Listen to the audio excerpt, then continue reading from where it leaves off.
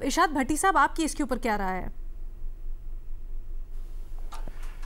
Madam Sheikh, सबसे पहले तो कितनी बुज़दिली की बात है।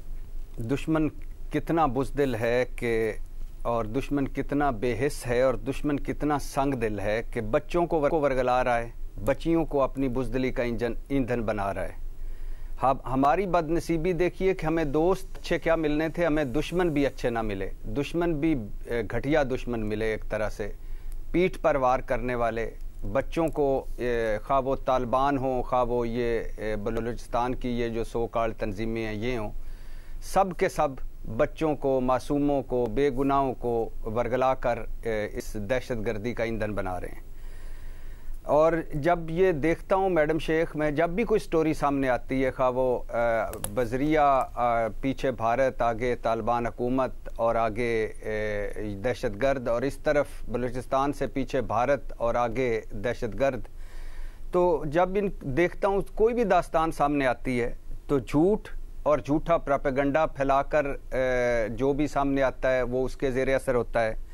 मन घड़त और झूठी दास्तानें सुनाई हुई होती हैं उन लोगों को जिनसे ये फ़ायदा उठाते हैं, लोगों की मजबूरियों से फ़ायदा उठाते हैं, पैसे का लालच देकर, जहालत और इग्नोरेंस का फ़ायदा उठाकर, और जाली वतन परस्ती और हीरोइज़म में फंसा कर ये लोगों को इस्तेमाल करते हैं। लेकिन मैडम शेख, यहाँ तक तो बात ठीक है, ये एक तरफ की बात होगी। दूसरी तरफ आपको पता है सांप बिच्छू कब घर में आपके घर में घुसने में कामयाब होते हैं? जब घर में सुराख होती हैं, जब घर में दरारें होती हैं, तो बाहर से सांप बिच्छू और अशरातर अर्ज जो हैं वो आपके घर में घुस जाते हैं। जब सारी तरक्की, सारी खुशहाली पर इलीट कैप्चर होगा, जब चारों तरफ हब्स और घुटन होगी, जब हुकूमतें कटी हुई होंगी आवाम से, जब रोज़गार नहीं होगा, जब किसी भी शोबे में इंसाफ नहीं होगा और किसी भी शोबे में मेरिट नहीं होगा, जब कहीं भी किसी की कोई सुनवाई नहीं होगी, जब आप बुनियादी मसाइल हल नहीं करेंगे, जब आपका सच हार रहा होगा और दुश्मन का झूठ जीत रहा होगा, तो यही होगा। कभी आप बैठे हैं बलूचिस्तान वालों के साथ कि उनके असल मसाइल क्या हैं, वो क्या चाहते हैं आपसे? आपने एक बयानिया बनाया हुआ है, आपने चंद रटे रटाए जुमले आपके ज़हनों में, आपके दिमागों में, आपके ज़ुबानों पर हैं। कभी बैठे तो सही यार। आप नरेंद्र मोदी से बैठना चाहते हैं, आप जो तालिबान जो 10,000 दहशतगर्द हमले करवा चुका है उनके साथ बैठने के लिए तड़प रहे हैं। कभी इस्तांबुल, कभी दोहा, कभी तुर्की, आप कभी कतर की सालसी में। इन लोगों के साथ क्यों नहीं बैठते? क्यों नहीं बैठते आप इन लोगों के साथ एक मर्तबा? उन लोगों के साथ नहीं जो पहाड़ों पर चढ़े हुए हैं, उन लोगों के साथ जो आज भी आपसे नाराज हैं, इनके साथ क्यों नहीं आप बैठते? फिर आप कभी खैबर पख्तूनख्वा गए हैं ठंडे दिल से, खुले दिल से, कि इनके मसाइल क्या हैं? सिर्फ वहां एक सोहेल अफरीदी है, एक इमरान खान है, एक पीटीआई है, बाकी कोई लोग नहीं है जिन्होंने अपने जनाजे प्यारों के उठाए हैं और प्यारों के जनाजे दफनाए और कुर्बानियां दी हैं। गिलगित बल्तिस्तान में आज जाकर देख लें, कोई हुकूमत है? उनके मसाइल क्या हैं? कभी आप बैठे हैं उनके साथ? आज़ाद कश्मीर वाले कल तक सड़कों पर थे, आपने एक लॉलीपॉप कमेटियों का बनाया, अब क्या कर दिया है? किसको वजीर आज़म बनाया? पहले आप इकट्ठे हुए एक वजीर आज़म बना दिया, फिर इकट्ठे हुए दूसरे वजीर आज़म बना दिया। सारा इक़्तिदार का खेल। सिंध और जनूबी पंजाब के लोगों के असल मसाइल क्या हैं वफाक को पता है? कभी गए हैं शहबाज शरीफ साहब अंदरूने सिंध आपको नजर आए हैं? जनूबी पंजाब में कितनी मरतबा नजर आए हैं? अभी मोहम्मद अली साहब कह रहे थे कि टारगेट यूथ है, टूल सोशल मीडिया है, तो आपने क्या कर लिया है? अगर हमारी टारगेट यूथ है तो हमने यूथ के लिए क्या किया है? सिर्फ इस पे फूले नहीं समाते। हमारे पास इतनी यूथ है, हमारे पास इतने % यूथ है, और यूथ कर क्या रही है कि ये तो पता करें। और ये सोशल मीडिया जिसको आप कहते हैं कि आज एक्स बंद कर दो, एक जुलूस निकलना है, पूरा इंटरनेट बंद कर दो, शार्क नीचे से वो खा गई है तार, तो इसका सोशल मीडिया का अच्छा यूज कौन करेगा? और आखिरी बात मोहम्मद अली साहब ने बड़ी खूबसूरत की, अगर प्रोग्राम सीरियस ना होता तो मैं तो हंस के लोट पोट हो जाता। पार्लिमान में सवाल उठाया जाए, पार्लिमान में बहस कीजिए, और कब किस आखिरी दिन मुझे वो बता दें, आखिरी घड़ी बता दें, कोई ऐसा मंजर बता दें जहां पार्लिमान सारी इकट्ठी होकर बलूचिस्तान पे बोल रही हो, जहां पार्लिमान सारी इकट्ठी होकर गिलगित बल्तिस्तान के मसाइल का हल निकाल रही हो। पार्लियामेंट क्या कर रही है? 26वीं आईनी तरमीम, यस सर, लब्बैक लब्बैक, 27वीं आईनी तरमीम, नैब तरमीम, फलानी तरमीम, जब उठते हैं नफरत उगलते हैं एक दूसरे के खिलाफ, हमारी बात ही नहीं करते, हमारे मसाइल डिस्कस ही नहीं करते। तो जब आप इतने कटे हुए होंगे अपने मुआशरे से, जब आप बुनियादी मसाइल हल नहीं करेंगे, तो फिर इस तरह के मासूम लोग वो वर्गला लेंगे।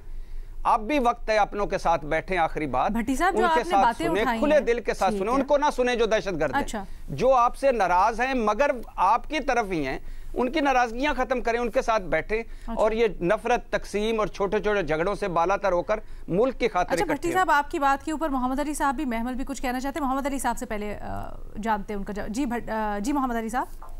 जी शुक्रिया। अच्छा देखें, तो बहुत अहम अमूर पे इन्होंने बात की है कि उनके साथ बैठें।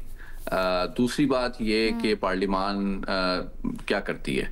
देखें, मैं उनकी जो एहसासात हैं उनको रिस्पेक्ट करता हूँ, लेकिन बहरहाल उसका वो म्यार पे नहीं उतर रहे आपके पूरे, यकीनी तौर पे मैं अग्री करता हूँ और अंडरस्टैंड करता हूँ, लेकिन बहरहाल पार्लिमान का एक रोल तो है।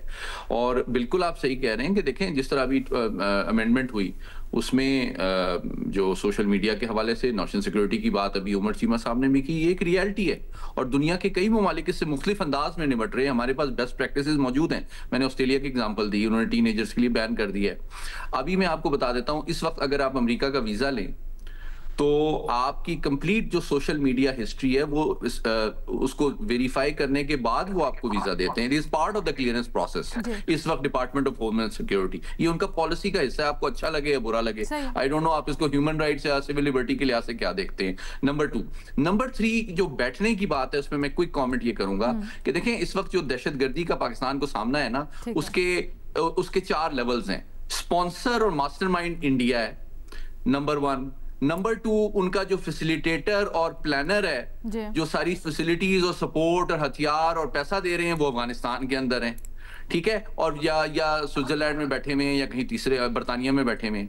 और तीसरा लेवल ये है कि पाकिस्तान के अंदर जो बच्चों को गुमराह कर रहे हैं और उनको रिक्रूट कर रहे हैं और उनको सुसाइड जैकेट्स दे रहे हैं, वो तीसरा लेवल है। चौथा लेवल हमारी बच्चियों का है और बच्चों का है। तो आप मुझे बताएं इन चारों में से किसके साथ आप समझते हैं कि हमें बैठना चाहिए। Thank you so much. Madam Sheikh, अगर मोहम्मद अली साहब को हम दोनों, मेरे ख्याल से, मैं तो खैर बहुत ही जवान हूँ, लेकिन हम दोनों कर लेते हैं, फ़र्ज़ कर लेते हैं उम्र के उस हिस्से में हैं कि जिस हिस्से में मेरे ख्याल से अब मज़ीद कुछ हमारे अंदर डलना कोई चांस नहीं है। कोई सीख लें, कोई पढ़ लें तो, या अगली नस्ल से। क्या मोहम्मद अली साहब आपको नहीं पता बलूचिस्तान के मसाइल क्या हैं? क्या आपको नहीं पता कि खैबर पख्तूनख्वा के मसाइल क्या हैं? आपको नहीं पता गिलगित बल्तिस्तान के मसाइल क्या हैं? आपको नहीं पता हमारा बुनियादी झगड़ा क्या है? आपको नहीं पता कि हम कर क्या रहे हैं आइन के साथ, पार्लियामेंट के साथ, अदलिया के साथ, मेरिट के साथ, तालीम के साथ, सेहत के साथ। भट्टी साहब, वो सब तो कुछ अगर आपको ये बेसिक बुनियादी मसाइल का नहीं पता और जो नीचे तक जाते हैं, तो फिर मैं क्या कह सकता हूँ सर? भट्टी साहब, एक तो माजरत के साथ बलूचिस्तान का मेरा ख्याल है बिल्कुल एक अलग इशू है, उसको बाकी जो मुल्क में दहशतगर्दी है उसके साथ मिलाना एक नहीं मैडम शेख, नहीं आपकी राय हो सकती है, बाकी तजियाकार इसके ऊपर डेफिनेटली ऐड कर सकते हैं। एक मिनट ना सर, पूरी बात सुन ले। दूसरे सर, ये जो आप इशूज लॉ एंड ऑर्डर के या फिर हमारी हुकूमत से मसले मसाइल, गवर्नेंस के मसले मसाइल, ये तो सबको है, आपको भी गिला है, मुझे भी गिला है, पैनल पे बैठे हुए 3 अफराद को, लेकिन हम तो नहीं बंदूक उठा के सर चल पड़ते आगे। किसने कहा है मैडम शेख ये लॉ एंड ऑर्डर की बात की है? किसने लॉ एंड ऑर्डर की बात की? कब लॉ एंड ऑर्डर की बात की है? दोनों चीजें कही है ना, आप एक लफ्ज ना उठा लिया करें, बाकी भी सारा जुमला सुना करें। मैडम शेख, आप मेरा पूरा जुमला नहीं सुनती, उस वक्त पता नहीं आप क्या कर रही होती हैं जब मैं बोल रहा होता हूं। मैं आपसे बसद अदब आपकी राय का एहतराम करते हुए मैं सिर्फ ये कह रहा हूं कि हमारे जो बुनियादी मसाइल हैं, मेरिट नहीं है कहीं भी, हमारे ये किसी एक हुकूमत का काम नहीं है, कोई एक गवर्नेंस या ठीक है, कुछ चीजें हैं जो हमें हल करनी है अपनों के साथ बैठ के। हम सारे एक हैं, आधा मुल्क हमने गंवा दिया है, आधा बाकी बचा है। हमें बैठना है अपनी झूठी जिद्दों, झूठी अनाओं और झूठे झगड़ों से बालातर होकर, तो तभी मसाइल हल होंगे, वरना मसले हल नहीं होंगे। सर वो यही पूछ रहे थे कि आप किसके साथ बैठने की बात कर रहे हैं? आप आपस में सियासी लीडरान मेरे साथ बैठ जाएं। फिर अगर मोहम्मद अली साहब को नहीं पता तो मैं प्रोग्राम के बाद हाजिर हूं। मैं इसका जवाब देना चाहूंगी। चले महमल जरा क्विकली कर लें फिर। जी देखिए लीना, बात ये कि जो बैठने की बात है ना, वो ये है कि हमने देखा कि बलूचिस्तान के अंदर नेशनलिस्ट लीडर्स जो थे जो कि मेन स्ट्रीम पॉलिटिक्स में थे, जैसे मेंगल साहब हैं और बहुत डॉक्टर मालिक और बहुत सारे इस तरह के लोग हैं, हुकूमत को और हमारे सिक्योरिटी एस्टैब्लिशमेंट को, यानी कि पॉलिटिकल स्टेक होल्डर्स के साथ जो है बातचीत करनी चाहिए, इसका हल ढूंढना चाहिए। जब डॉक्टर मालिक बलोच की गवर्नमेंट थी, आप अगर ऐसा नहीं कि उस वक्त इंसर्जेंसी नहीं चल रही थी, ये बलोचिस्तान में तो आपको पता है कि कई दहाइयों से इंसर्जेंसी की और कितनी हुई है, लेकिन उस वक्त फिर काफी हालात ऑन द ग्राउंड चेंज हुए अगर आप वहां के लोगों से पूछें, क्योंकि जो नेशनलिस्ट मेन स्ट्रीम लीडर्स हैं उनकी भी ग्रीवेंसेस हैं स्टेट के साथ, रियासत के साथ, लेकिन उनको ये भी पता है कि अपने लोगों से कैसे बात करनी है, कैसे उनके मसाइल हल कराने की कोशिश करनी है, उनकी आवाज बनना है। मसला ये है लीना कि हम यहाँ पर तो हमने इलेक्शंस की 2018 या 24 के इलेक्शंस की बात करते हैं, बलोचिस्तान के आप इलेक्शंस उठा के देख लें, उनका मैंडेट तो पता नहीं कब से उनको सही तरह से मिलता ही नहीं है, ठीक है ना। उनको लगता है कि जो रिप्रेजेंटेटिव्स असेंबलियों में वो हमारे रिप्रेजेंटेटिव्स नहीं है। फिर जो पंजाब के अंदर हमने रिसेंट ईयर्स के अंदर देखा है ना कि अच्छा जी पुलिस की रेड्स और कोई वो नहीं है, हम कानूनियत की बात करते हैं या कहते हैं कि जी ये किस किस्म का आइन। और मोहम्मद अली साहब बस कंक्लूडिंग कमेंट। 3 बातें हैं। पहली बात ये कि मैं भट्टी साहब की इस सोच से कंप्लीटली मुत्तफिक हूं कि bad governance is made cause of concern, definitely. तो गुड गवर्नेंस तमाम एथनिसिटी, आइडेंटिटी, रिलीजियस और हर मकतब फिक्र के बंदे के पास जो हुकूक और अपॉर्चुनिटी है अपनी जिंदगी को बेहतर बनाने की, वो यकसा होनी चाहिए। ये रियासत की जिम्मेदारी है।